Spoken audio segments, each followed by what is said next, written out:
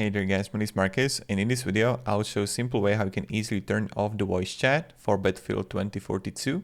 So what you want to do is when you're going to be in Battlefield, you want to click on options next to the quit, and right here you're going to have general and communication, and you want to click on a communication, and right here you're going to have enable voice chat, and here you can have turn it off.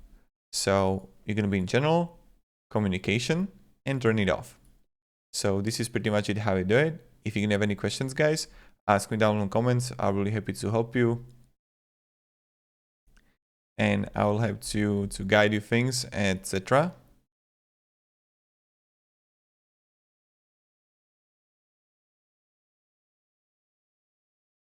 And yeah.